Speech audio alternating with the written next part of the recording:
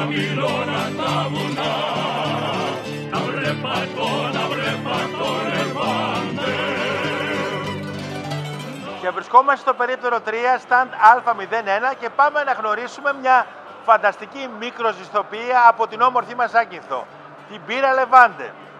Το 2017, τρεις φίλοι, ο Τάσος, ο Στίβεν και η Μάριον, ίδρυσαν στη Ζάκυνθο τη Λεβάντε Beer, όνομα παρμένο από το προσωνύμιο του νησιού, Φιόρντι Λεβάντε. Έτσι, το όνειρο έγινε πραγματικότητα τον Ιούνιο του 2017, η μπύρα Λεβάντε. Ο ήλιος, η θάλασσα και το κύμα έδωσαν το κίνητρο ώστε να αναζητηθούν παλιές βαβαρικές συνταγές αιώνων που τις έφτιαχναν μοναχοί.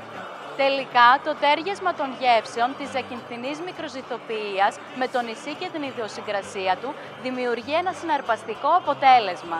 Όλες οι μπύρες Ρίτα μου είναι απαστερίωτες και αφιλτράριστες. Φρέσκες δηλαδή, Τάσο μου, και διατηρούνται μόνο στο ψυγείο. Η Levante Beer έχει 7 τύπους διαφορετικής μπύρας, από την κλασική ξανθιά ζακυνθινή lager, νούμερο 1 μπύρα lager σε ποιότητα και γεύση, τη σταρένια μοναστηριακή βαβαρική Weiss με έντονη υφή στη γεύση της για κλασική μποκ και έντονο κόκκινο χρώμα, την Σαν Πέτρος, μία μαύρη μπύρα σε γεύση και χρώμα, Bruno Dark Lager με ελαφριά γεύση και μόνο 3,5% αλκοόλ.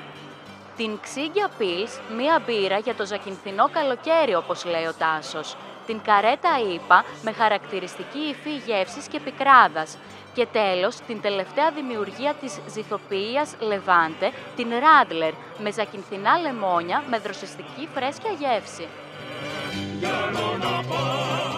Η Levante Beer θέλει να γνωριστεί με το κοινό της Βόρειας Ελλάδας, αν και είναι ήδη γνωστή από τις επισκέψεις Βόρειων Ελλαδιτών στο νησί, και να συνεργαστεί με εξειδικευμένους διανομής φρέσκιας μπύρας στη Θεσσαλονίκη αλλά και σε άλλες πόλεις του Βορρά.